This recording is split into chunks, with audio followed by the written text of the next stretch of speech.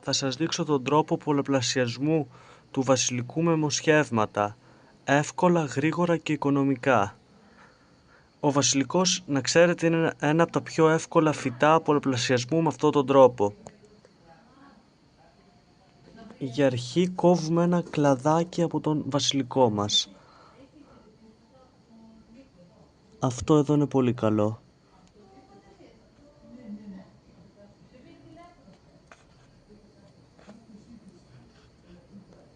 Προσπαθούμε να κόψουμε πλάγια τομή και όχι κάθετη, γιατί με την πλάγια θα πετυχαίνουμε πιο καλή απορρόφηση του νερού. Να το κλαδάκι μας. Τώρα κόβουμε τα φύλλα που θα είναι μέσα στο νερό, τα κατώτερα φύλλα.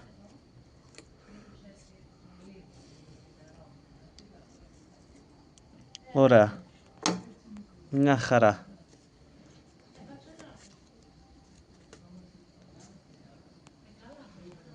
Το μόσχευμα είναι έτοιμο και τώρα απλώς το βάζουμε μέσα στο νερό.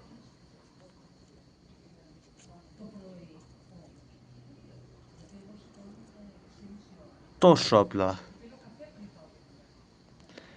Και μετά από λίγες μέρες, αυτά τα έχω γύρω στις 4 μέρες, σχηματίζουν ρίζα. Κοιτάξτε τα. Αυτά τα δύο τα έχω γύρω στις 4 μέρες.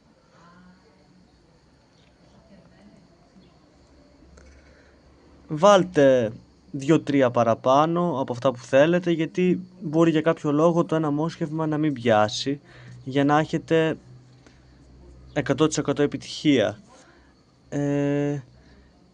Τα μοσχεύματα εδώ μέσα στο νερό που τα έχουμε για να βγάλουν ρίζες, τα έχουμε σε ένα μέρος φωτεινό, αλλά να μην το χτυπάει ο δυνατός μεσημεριανός ήλιος.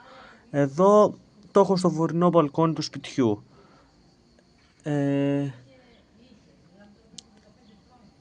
Να ξέρετε, είναι πανεύκολο και θα σας δείξω σε λίγες μέρες πώς θα γίνει το μόσχευμα που φτιάξαμε μόλις τώρα.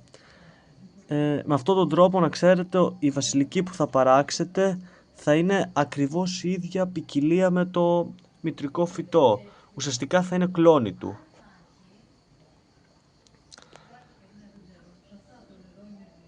Το νερό θα το αλλάζετε κάθε 2 με 3 μέρες για να αποφύγουμε τη μούχλα και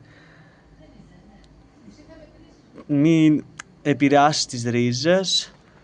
Κάθε 2-3 μέρες το αλλάζουμε και μόλις λίγο μεγαλώσουν οι ρίζες σαν και αυτά τα δύο εδώ, θα τα φυτέψουμε στο χώμα, σε ένα γλαστράκι. Και 2,5 μέρες μετά το θαύμα έχει αρχίσει να γίνεται.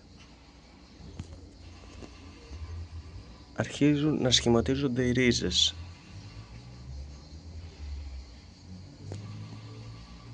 13 μέρες μετά το μόσχευμα που κόψαμε, κοιτάξτε τι έχει γίνει.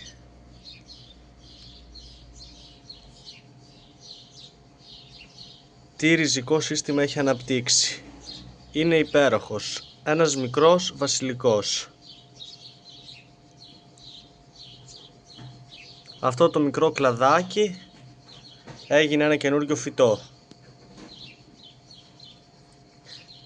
Να φανταστείτε πόσο εύκολα είναι ο τρόπος πολλαπλασιασμού του. Ακόμα και τόσο μικρά κλαδάκια που έκοψα αυτά κάτω από το μόσχευμα, τα έριξα στο νερό και έβγαλαν ακόμα και αυτά ρίζες. Κοιτάξτε. Αυτά εδώ. Είναι πραγματικά το πιο εύκολο φυτό για πολλαπλασιασμό.